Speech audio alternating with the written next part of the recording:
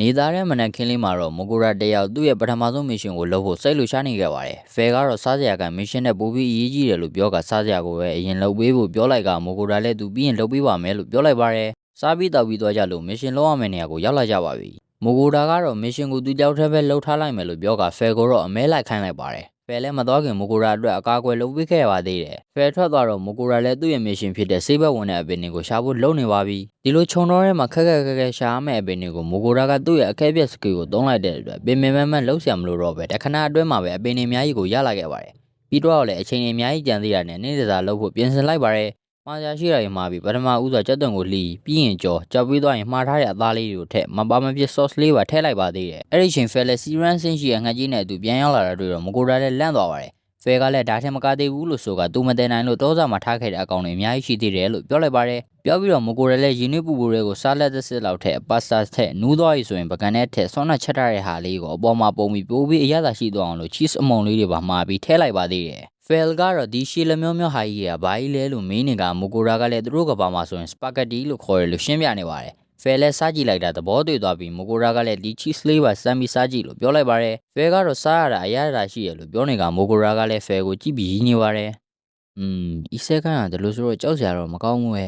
။မူဂူရာလည်းဖယ်တောစာမှာထားခဲ့တဲ့မွန်စားတွေကိုတွေးလိုက်ရတော့လန့်သွားပါတယ်။ဘလူးတွေကိုတွေ့တော့ကျွန်တော်လိုပဲဟန်တိုင်းကားတွေကြည့်ရမူဂူရာလည်းဇက်ကားတွေရလို့ဒုတ်ကြီးနဲ့ဘလူးကိုမြင်အောင်မိကစိတ်ထဲမှာမတတိပဲဖြစ်နေပါတယ်။မူဂူရာကလည်းဒီကောင်ကြီးကစားလို့ရရလားလို့မင်းနေကရတာပေါ့ကွာဒီကလူတွေကဘလူးသားကိုအချိန်တိုင်းစားနေကြတာ။အော်အဲ့လိုကြီးလားဒီလိုဆိုလဲဤစက္ကန့်ကကြောက်စရာကြီးပါကွာ။ကဲပြီးသွားပြီဆိုတော့ adventure game ကိုသွားကြအောင်ဒါဆိုငါးကုတ်ပေါ်တက်မင်းလန်းလျှောက်တာနေတယ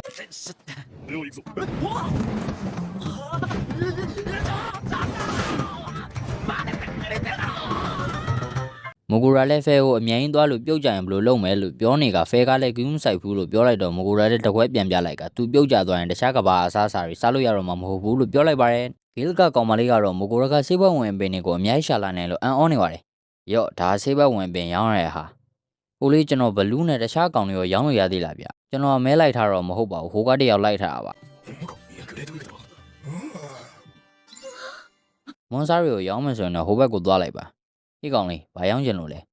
ဲမူဂူရာလည်းဘလူးတကောင်ထုတ်ပြလိုက်ကနေပါအောင်နောက်ထပ်ရှိသေးရလားရှိသေးရင်နောက်ကကိုရောင်းထဲကိုသွားမယ်မူဂူရာလည်းရှိသမျှအကောင်တွေကိုထုတ်ပေးလိုက်ပါတယ်တာသက်သမားကြီးကတော့ဘီရန်မွန်ဆာရီအေရန်မွန်ဆာရီကိုတွေးလိုက်ရတော့အန်အောနေပါတယ်မူဂူရာကလည်းသူကဒီအကောင်ကြီးကသားကိုလိုချင်တာဖြစ်ပြီးအရေးကုန်တွေတော့ရောင်းမယ်လို့ပြောလိုက်ပါတယ်တာသက်သမားကလည်းဒီလောက်များတာမနေ့ဖက်မှပြန်လာခဲ့လို့ပြောလိုက်ပြီးမူဂူရာကလည်းအခုညနေစာစားဖို့တော့အသားလေးနည်းနည်းလောက်လှီးပေးလိုက်ဖို့ပြောလိုက်ပါတယ်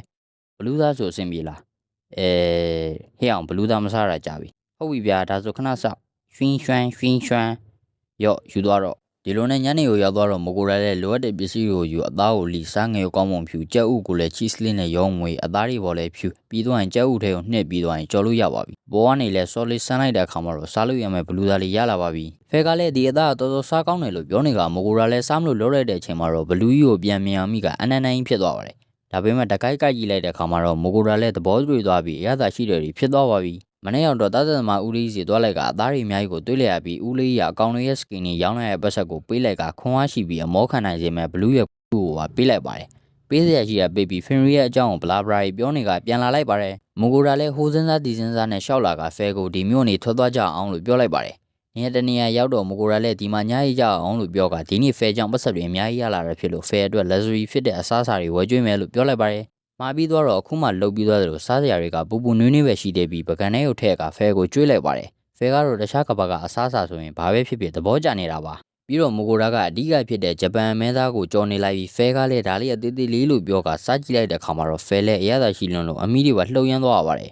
ဒီလိုနဲ့စားပြီးတောက်ပြီးတော့ကြတော့ဖဲကသူ့ရဲ့အင်အားတွေတိုးလာသလိုပဲလို့ပြောကအခုချိန်ငကားတကောင်တော့ easy လေးတက်လို့ရတယ်လို့ပြောလိုက်ပါတယ်မူဂူရာလည်းအကဲပြတ်စကိန်းနဲ့ကြည့်လိုက်တာအမတ်တွေကထောင်ကျော်ရတောင်တိုးသွားတာကိုတွေးလိုက်ရပါတယ်ဖဲလည်းသူအခုအမဲလိုက်အောင်မယ်လို့ပြောကမူဂူရာကိုကာကွယ်လုပ်ပေးခဲ့ပြီးထွက်သွားပါတယ်မူဂူရာကတော့အိတ်ဖို့ပြင်ဆင်နေပြီးအိတ်လိုက်ပါတယ်တစ်ဖက်ကဖဲကတော့သူ့ရဲ့ခန္ဓာကိုယ်အရန်ပေါ်ပါနေတယ်လို့ခံစားနေရပြီးလမ်းမတွေ့တဲ့မွန်စတာတွေကိုလည်းတစ်ကောင်ပြီးတစ်ကောင်တက်ပစ်လိုက်ကခေါင်းသုံးလုံးနဲ့မွန်စတာကြီးကိုလည်းအေးဆေးတက်ပစ်လိုက်ပါတယ်ဒီလိုနဲ့မနေ့ရောက်လာခဲ့ပါတယ်